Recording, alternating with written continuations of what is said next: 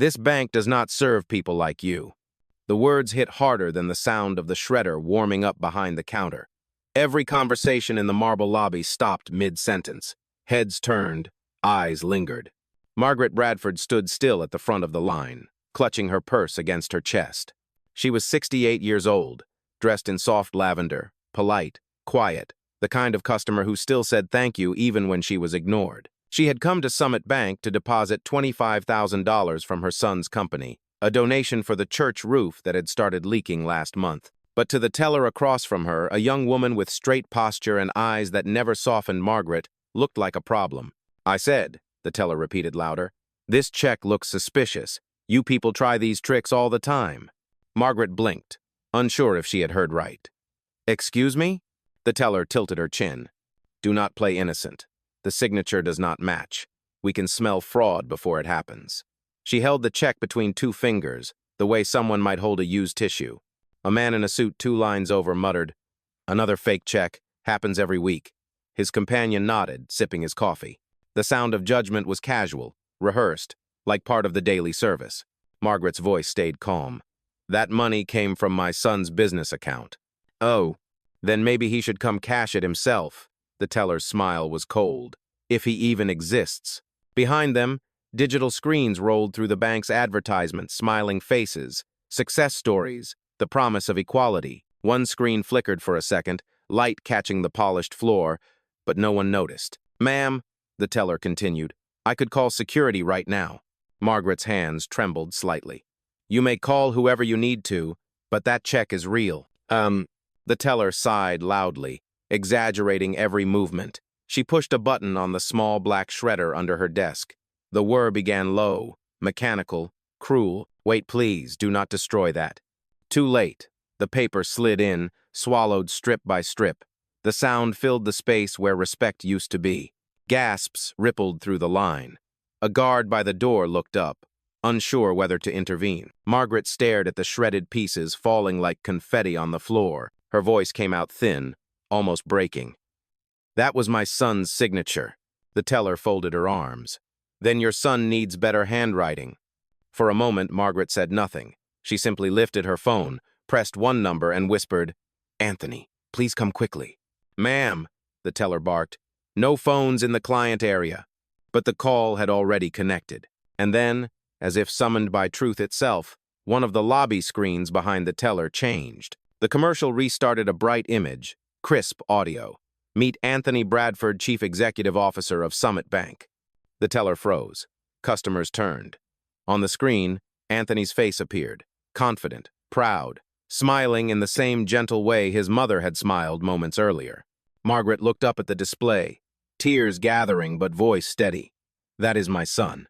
Before we continue, where are you watching from? Drop your city or country in the comments below. And if you believe in dignity and justice, hit like and subscribe. These stories spark change, and we are glad you are here. Back to Margaret standing small but unshaken, her son's face glowing above her, while the remnants of his check lay shredded at her feet. The air no longer felt safe. It felt like judgment had just met its reckoning. The silence that followed was not peaceful. It was heavy, like air thickened by shame. Customers pretended to check their phones, but everyone was listening. The teller's confidence wavered for the first time. Her hands hovered above the counter as if she could rewind the sound of the shredder. Margaret did not move. She kept her gaze fixed on the image of her son smiling from the advertisement screen. His face rotated slowly across a slide of corporate promises, diversity, innovation, leadership, all the words that suddenly meant nothing inside this branch. The manager appeared from the glass office at the back, a tall man in a navy suit who looked annoyed before he even knew what had happened. "What seems to be the problem here?" he asked sharply. The teller straightened. "This woman presented a fraudulent check, sir. I followed protocol." The manager turned to Margaret with a polite but distant smile. "Ma'am, if you are attempting to cash something that is not yours, I will have to call the police." The word police changed the air. Someone near the window whispered, "That escalated fast." Margaret's voice was low but steady. "You already destroyed my son's check. I have nothing left to hand you but the truth." The teller scoffed, trying to recover her authority. "Then tell us, what company does your son work for?" Margaret's answer was soft. "He does not work for a company. He owns one." A few quiet chuckles broke out from the line. The manager forced a professional smile. "Ma'am, that is quite a claim." Across the lobby, a young employee, Diego, the junior associate who had been silent until now, glanced nervously at the digital display, still looping the advertisement. The name Anthony Bradford glowed bright under the headline, "Our Visionary CEO." Diego frowned, recognizing the surname on the shredded check. "Sir," he said cautiously, "I think we should verify something in the system before making assumptions." The manager shot him a warning look. "Not now, Diego." Margaret adjusted her purse on the counter. Her voice did not rise, but the tremor in it was no longer fear. It was resolve. "I have been questioned all my life, in hotels, in airports, in boardrooms where people assumed I was someone's assistant. I learned long ago that silence can be power if you wait long enough for the right moment." The teller folded her arms. "That moment is not here, ma'am." Margaret glanced once more at the shredded strips of paper, then at the glowing face on the screen. "We shall see," she said quietly. From outside the glass doors came the faint sound of a car engine idling. A black sedan had just pulled up to the curb, its emblem reflecting the same logo printed on the shredded check. Inside, the clock above the counter ticked once loud, deliberate, like a countdown. The teller looked back at the manager. "Do we call security?" The manager hesitated. Diego spoke again, voice firmer this time. "Sir, I think you should look at the screen behind you." The manager turned slowly. And there, framed by the bank's own slogan, the face of Anthony Bradford smiled down like a silent witness. No one spoke, but every heartbeat in the room agreed something was about to change. The doors of Summit Bank opened with a quiet chime, the kind that usually announced comfort and routine. But this time, it felt like thunder in disguise. Every head turned as Anthony Bradford stepped inside. He was tall, poised, dressed in a charcoal suit that seemed to command stillness from the air itself. No bodyguards, no entourage, only presence. The teller's lips parted, but no sound came out. The manager blinked twice, his polished confidence slipping like paint in the rain. Margaret did not turn immediately. She felt his footsteps before she heard them. "Mom," Anthony said softly, "are you all right?" His voice was calm, but the silence it carried was sharper than anger. Margaret exhaled for the first time in minutes, her shoulders trembling with quiet relief. "They shredded it," she said. "They said it was fake." Anthony's jaw tightened. He looked at the counter, at the confetti of paper pieces scattered like evidence of arrogance. "Who said that?" The teller took a step back. "Sir, we were only following security protocol." He raised a hand, cutting her off without a word. "Protocol does not include humiliation." The room held its breath. Anthony turned to the manager. "You called my mother a fraud?" The manager's throat clicked. "We did not know she was related to you, Mr. Bradford. There was a misunderstanding." "A misunderstanding?" Anthony's voice dropped, low and deliberate. "You saw an elderly black woman with a large check, and your first instinct was suspicion. That is not misunderstanding. That is policy disguised as prejudice." From the corner, Diego watched, wide-eyed but still silent. The teller's eyes filled with panic. "Please, sir, I did not mean—" Anthony leaned forward slightly. "Intent does not erase impact. You destroyed legal property in front of customers. You embarrassed a client who did nothing wrong. Tell me, how do you fix that with an apology?" No one answered. The clock ticked. The shredded check fluttered from the desk to the floor. Anthony's gaze shifted to Diego. "You tried to stop this?" Diego nodded quickly. "Yes, sir. I told them to verify before acting." Anthony's expression softened. "Thank you. Integrity still exists in this building." He turned to the manager again. "Gather your team, right now." The manager hesitated, his voice barely a whisper. "Sir, if we could speak privately—" "No," Anthony said. "Prejudice happens in public. Correction will happen in public." Margaret stood beside him now, her hand resting on his arm. She did not speak, but her presence said everything. Anthony took out his phone, pressing a single button. "Carla," he said, voice calm and steady, "activate internal review protocol for the Midtown branch. I want everything recorded, including this interaction." A pause. Then a crisp voice replied through the speaker. "Understood, Mr. Bradford. Recording in progress." The teller's face went pale. The manager's shoulders slumped. Anthony placed the phone on the counter, its screen glowing between them like a silent witness. "You wanted verification," he said quietly. Now you will have it in every department, every camera, every word spoken in this room. Outside, the sedan's engine still idled, and the reflection of the bank's logo shimmered across its hood. Inside, Justice had taken a seat, and it was not leaving. The tension inside the bank was no longer invisible. It could be felt in every slow inhale, in every glance that refused to meet another. The hum of fluorescent lights trembled against the ceiling. The rhythm of the clock on the far wall became a metronome for discomfort. Anthony Bradford did not raise his voice. He did not need to. His silence carried its own authority. When he finally spoke, it was the kind of calm that made people afraid. "Manager," he said evenly, "state your full name for the record." The man hesitated, then cleared his throat. "Daniel Rhodes, branch manager." Anthony nodded once. "And you approved the decision to destroy a customer's check without verification?" Daniel shifted on his feet. The teller acted under standard fraud prevention policy. Anthony stepped closer.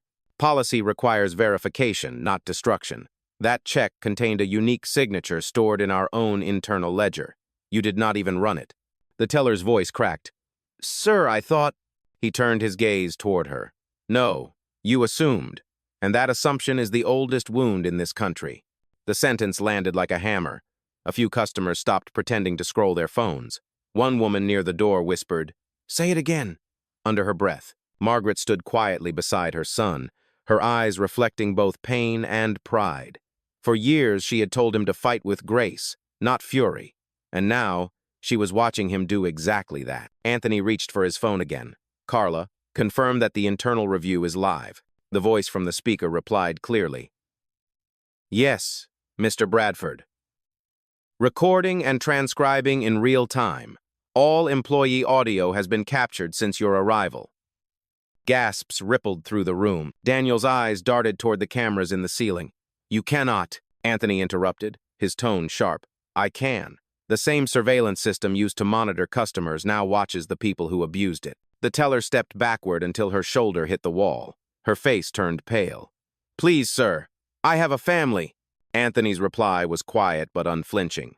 "So did every person you treated like a criminal before asking a single question." For a moment, no one breathed. Even the security guard near the door seemed unsure whose side he was on. Then Anthony's gaze softened slightly as he looked back at Diego. "Young man, you spoke up when you saw something wrong. That matters.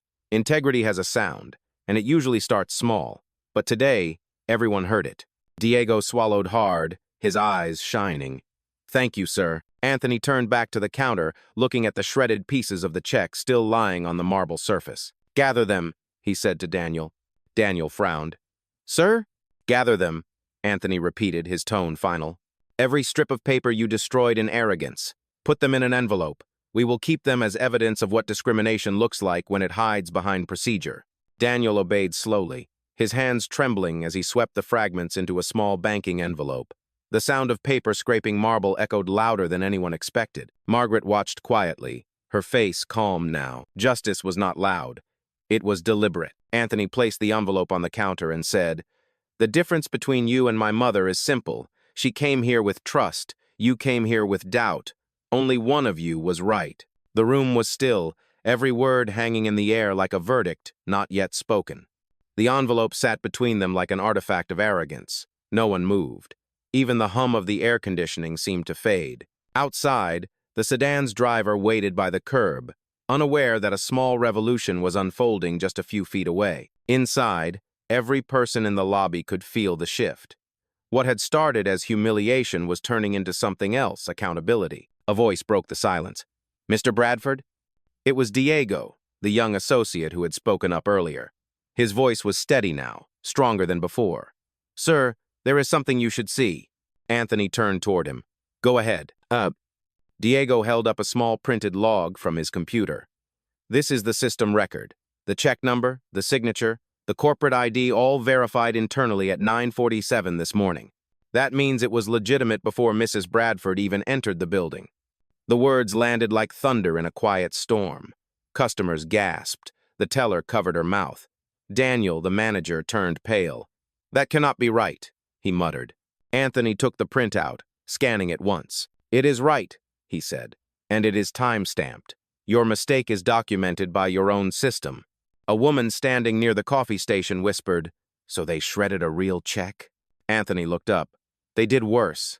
They shredded dignity. Margaret's eyes glistened, but she stayed silent. She had learned that some moments do not need her voice. Diego spoke again, firmer this time. "Sir, I also found 3 previous complaints logged under this branch for discriminatory treatment. 2 last year, 1 just 6 months ago. All marked unresolved." Anthony's gaze hardened. Unresolved because no one in leadership wanted to face it. He turned to Daniel. "You had a choice every single time, and you chose silence." Daniel tried to speak, but his throat failed him. I did not think." "That," Anthony cut in, "is exactly the problem. You did not think because you did not care." A customer, an older man in a gray coat, stepped forward from the line. "Excuse me, sir," he said quietly. "I watched what happened. She did not raise her voice once. She did nothing wrong." Another voice joined, then another.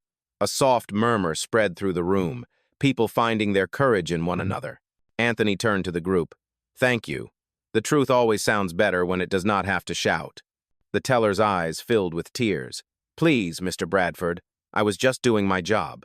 Anthony shook his head. "If doing your job means erasing someone's humanity, then your job needs to end." He faced Diego again. "You did the right thing, and it probably cost you something to do it. That will not be forgotten." Diego looked down, his voice barely above a whisper. "Sir, I just did what felt right." Anthony nodded. That is how justice usually starts, with one person deciding that right is enough. He glanced at the cameras in the ceiling, knowing the recording was still running. Every eye that watched this in silence has now seen what happens when prejudice is caught in daylight. Margaret's hand found his arm again. She said quietly, "Let them see, Anthony.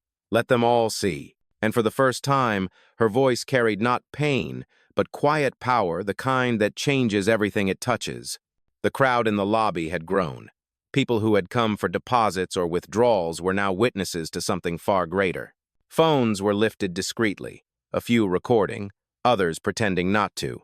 The air was dense with that mix of fear and revelation, the kind that comes when people realize they are part of a story that will outlive the moment.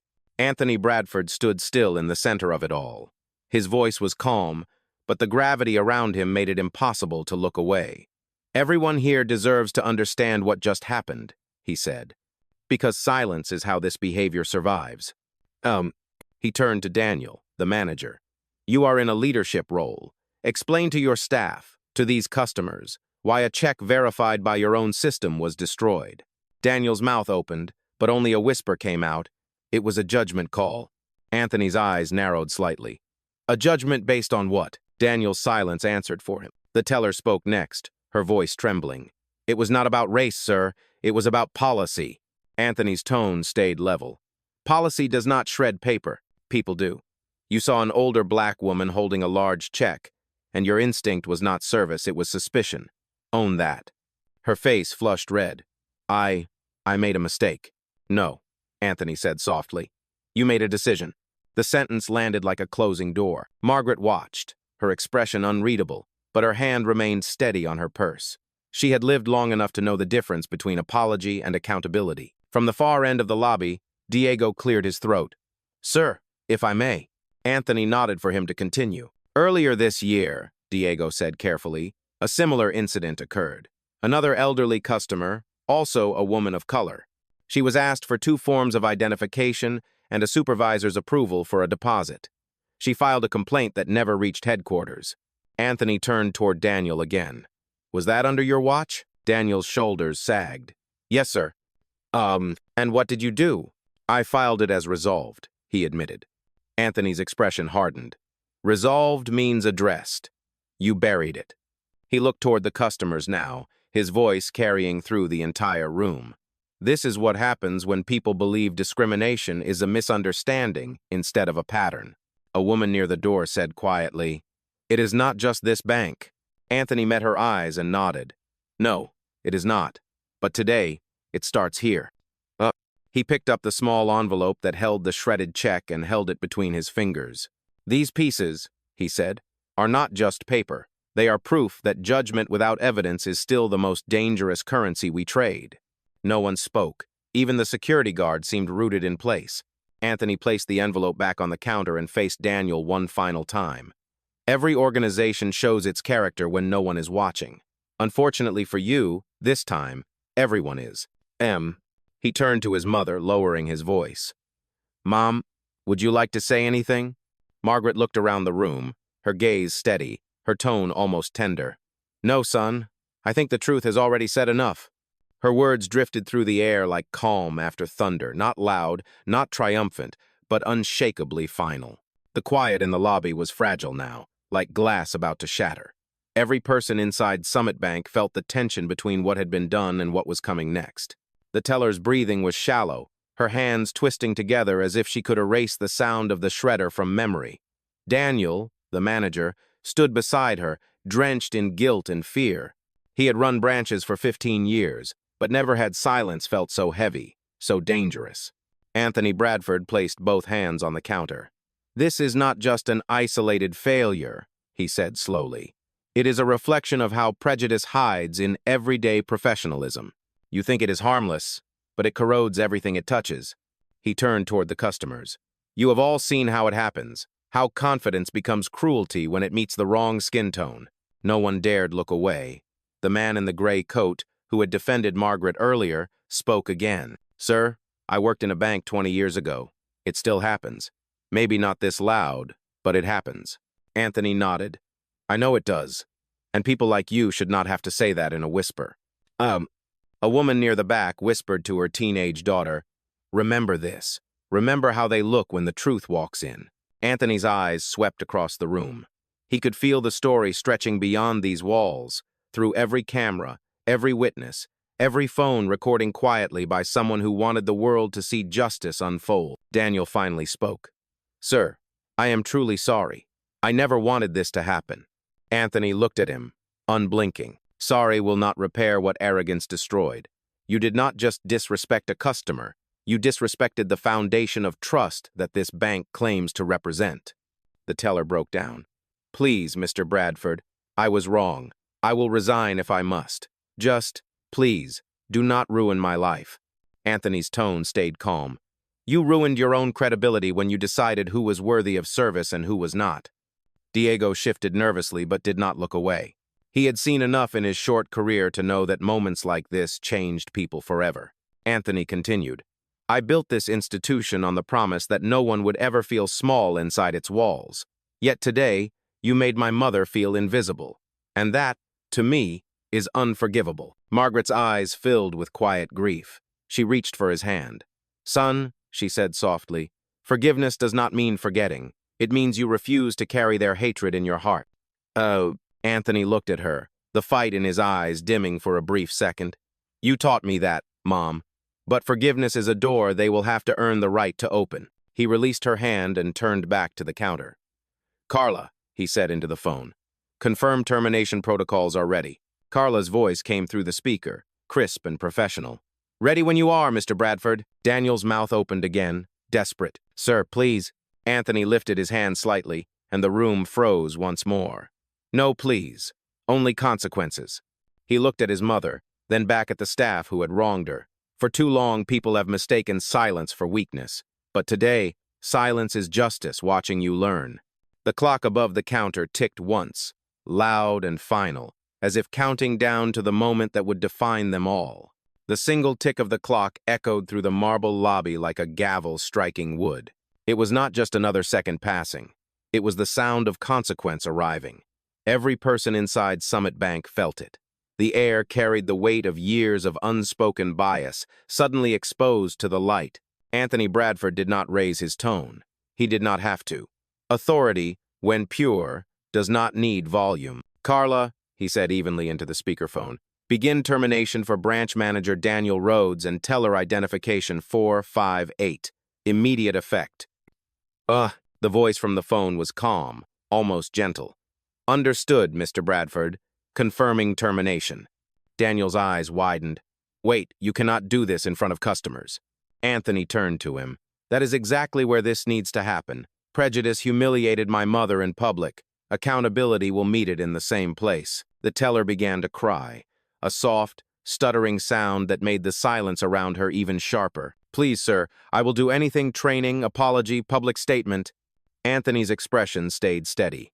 Training does not fix what decency should have taught you years ago. From the speaker came a soft, electronic tone, followed by Carla's voice. "Access revoked. Termination complete." A faint click sounded from the teller's station. Her screen went black. Daniel's badge light turned red. The symbols of power they had misused disappeared right in front of them. A gasp rippled through the crowd. Someone whispered, "It is really happening." Another voice said quietly, "Good." Margaret did not move. She stood a few feet behind her son, her eyes fixed on the counter where her shredded check had once been. She was not angry anymore. She was tired of the endless explanations demanded from people who had already earned their place. Anthony looked at her and then at the employees. "You see what just happened? That is accountability. It is not revenge. Revenge seeks pain. Accountability restores balance." He walked slowly around the counter, stopping beside the teller's empty station. The glow from the overhead screen reflected across the polished floor, casting the words, "Integrity, inclusion, trust," in soft blue light. Anthony read them aloud, his voice low and deliberate. 3 words printed on every wall in this building, words that mean nothing when the people behind the counter forget who they serve. No one moved. The truth had filled every corner of the room. Then he faced the customers, his tone gentler now. "To every person here who saw this unfold, remember it. Not for the shame, but for the clarity. What happened here is not an exception, it is a reflection. And reflection is the first step toward change." A young woman near the entrance whispered to her friend, "He is not just defending her, he is teaching everyone watching." Anthony glanced toward her and nodded once, as if he had heard. "Teaching," he said softly, "is the only power that multiplies when you give it away." He turned back to the counter and placed his mother's hand upon the marble surface. "This space once embarrassed you," he said. "Now it will remember you." Margaret's eyes shimmered. "Not me, son," she said quietly. "Remember the lesson instead."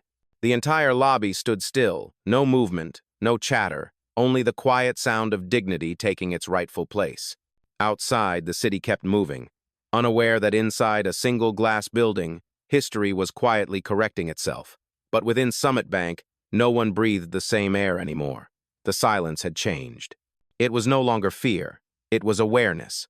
Anthony Bradford stood at the center of that awareness, his reflection caught in the glass wall behind the teller stations. He could see himself, his mother beside him, and behind them the faces of ordinary people who had come for routine transactions and instead witnessed a reckoning. The voice on the speakerphone returned.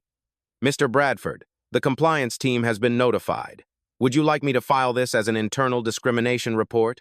Anthony's reply was calm. "No. File it as public record. If the world has to learn, let it learn in daylight." The manager, Daniel Rhodes, lifted his eyes, disbelief written across his face. "You would destroy my career for one mistake?" Anthony turned toward him, his voice steady and deliberate. "You destroyed your own career the moment you decided my mother did not deserve respect. You may build policies, Daniel, but character builds trust. And once that breaks, no title can fix it." From the corner, Diego whispered to another employee, "He means it. Everything is being streamed through corporate now." Anthony heard and nodded. "Good. Let everyone in this company see what happens when bias is met with truth." One of the customers, an older woman with silver hair, stepped closer. "Sir," she said softly, "I filmed what happened from the moment they accused her. I want you to have it." Anthony looked at her with gratitude. "Thank you, ma'am. That video is not just evidence, it is testimony. And testimony has power." She nodded. "People need to see what dignity looks like when it is tested." Margaret exhaled slowly, her eyes glistening under the lights. "I did not come here for a scene," she said. "I came to cash a check. But maybe this is the kind of currency we need, truth." Anthony smiled faintly. "You taught me that, Mom. Money builds walls. Truth breaks them." He faced the crowd again. "Each of you who witnessed this carries a choice now. You can walk out and forget, or you can remember how it felt to watch injustice crumble in real time." A man near the window raised his phone slightly. "I am not forgetting," he said. "Not this." Anthony's gaze softened. Then this moment already mattered. Carla's voice came again through the speaker. "Mr. Bradford, the media department has already seen the live security feed. They are requesting confirmation to archive it for training. Anthony's answer was immediate. Approve it. Label it as required material for all new hires. Let them see what discrimination looks like before they ever step behind a counter. The teller wiped her face with the back of her hand, her voice breaking. Everyone will hate me for this. Anthony looked at her one last time. No, they will learn from you. Hate fades. Lessons remain. He picked up the small envelope of shredded paper and held it high enough for everyone to see. This, he said, was a check, a simple transaction. But what you all witnessed turned it into something else, proof that even when dignity is torn apart, it can still be pieced back together by truth. The crowd was silent, their eyes fixed on the fragments in his hand, as though the ruined paper now held more value than any deposit ever could. The tension that had gripped the lobby began to loosen, replaced by something quiet and electric respect. People who had once stared with judgment were now standing taller, as if dignity itself demanded posture. Even the air seemed different, lighter, honest.